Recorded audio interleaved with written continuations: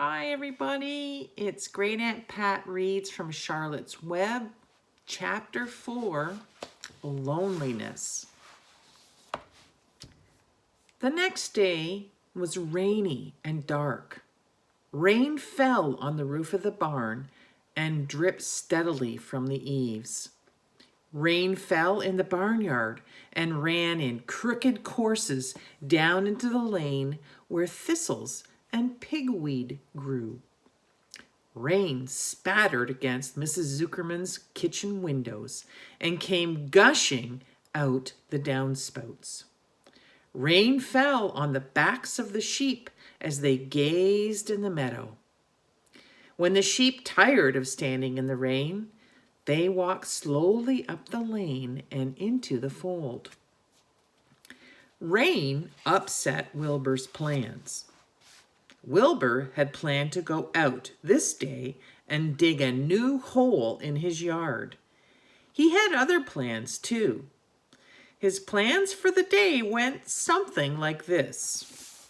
Breakfast at 6:30, skim milk, crusts, middlings, bits of donuts, wheat cakes with drops of maple syrup sticking to them, potato skins, leftover custard pudding with raisins, and bits of shredded wheat. Breakfast would be finished at 7. From 7 to 8, Wilbur planned to have a talk with Templeton, the rat that lived under his trough. Talking with Templeton was not the most interesting occupation in the world, but it was better than nothing. From 8 to 9, Wilbur planned to take a nap outdoors in the sun.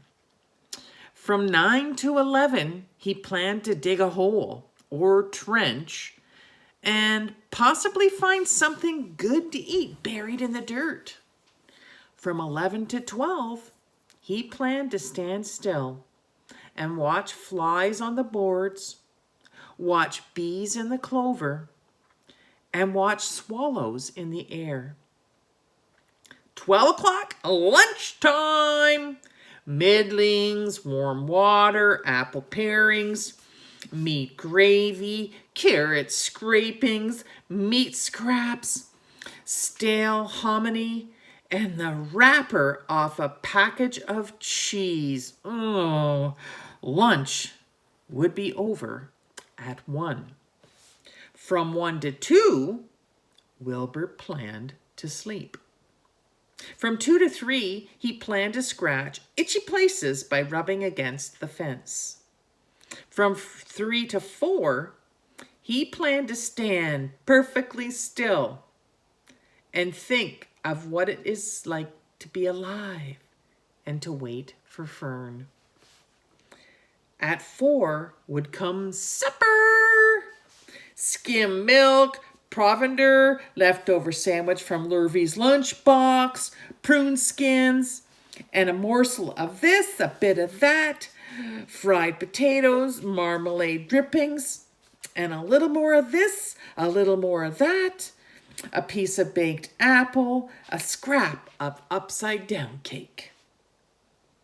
Wilbur had gone to sleep thinking about all these plans.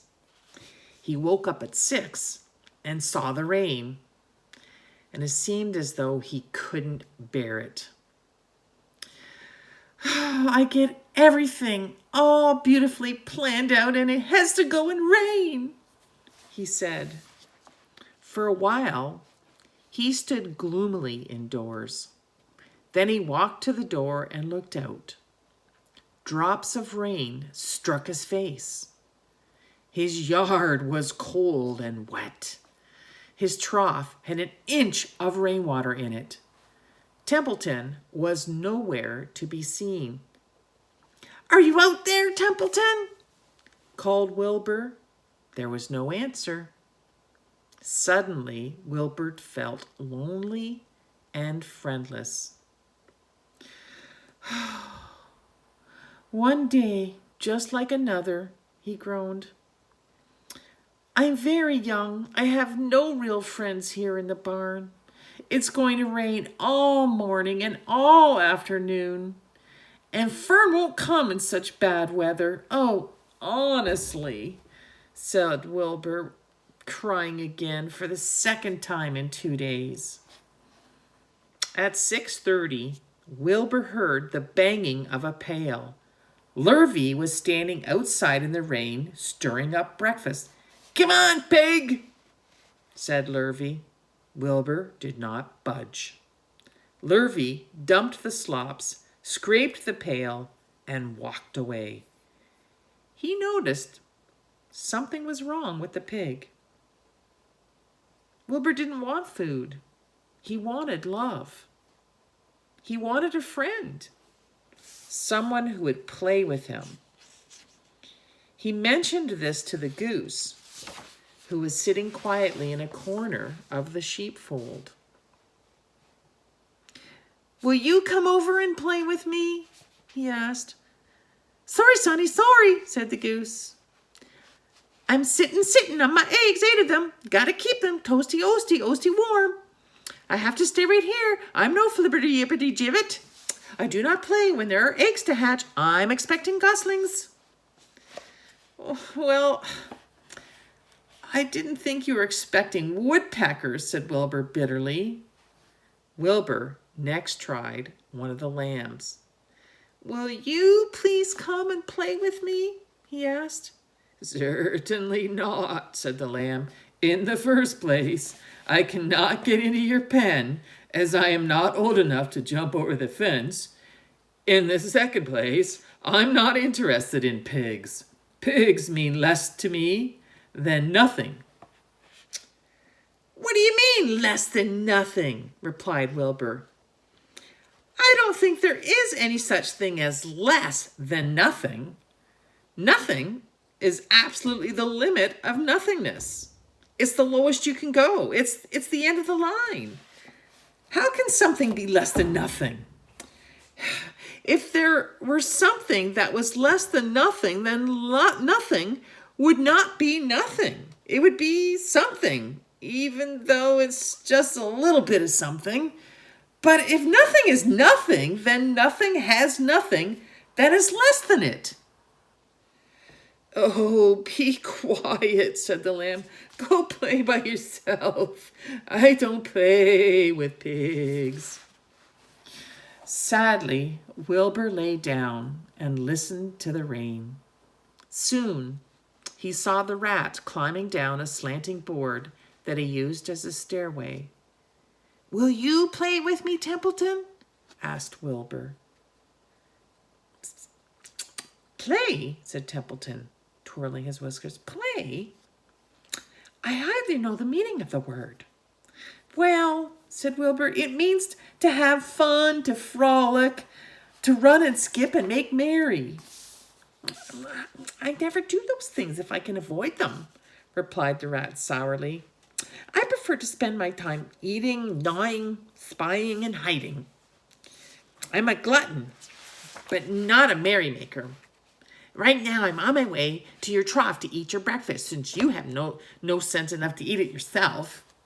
And Templeton, the rat, crept stealthily along the wall and disappeared into a private tunnel that he had dug between the door and the trough in Wilbur's yard. Templeton was a crafty rat, and he had things pretty much on his own way. The tunnel was an example of his skill and cunning. The tunnel enabled him to get from the barn to his hiding place under the pig trough without coming out into the open. He had tunnels and runways all over Mr. Zuckerman's farm and could get from one place to another without being seen. Usually, he slept during the daytime and was abroad only after dark. Wilbur watched him disappear into his tunnel. In a moment, he saw the rat's sharp nose poke out from underneath the wooden trough. Cautiously, Templeton pulled himself up over the edge of the trough. This was almost more than Wilbur could stand on this dreary, rainy day, to see his breakfast being eaten by somebody else. He knew Templeton was getting soaked out there in the pouring rain, but even that didn't comfort him. Friendless, dejected, and hungry, he threw himself down in the manure and sobbed. Late that afternoon, Lurvy went to Mr. Zuckerman. "I think there's something wrong with that pig of yours. He hasn't touched his food." "Give him 2 spoonfuls of sulfur and a little molasses," said Mr. Zuckerman. Wilbur couldn't believe what was happening to him when Lurvy caught him and forced the medicine down his throat. This was certainly the worst day of his life. He didn't know whether he could endure the awful loneliness anymore. Darkness settled over everything. Soon, there were only shadows and the noises of the sheep chewing their cuds, and occasionally the rattle of a cow chain up overhead. You can imagine Wilbur's surprise when out of the darkness came a small voice he had never heard before. It sounded rather thin, but pleasant. "Do you want a friend, Wilbur?" it said. "I'll be a friend to you. I've watched you all day, and I like you." "But I can't see you," said Wilbur, jumping to his feet. "Where are you? Who are you?" I'm right up here," said the voice. "Go to sleep. You'll see me in the morning."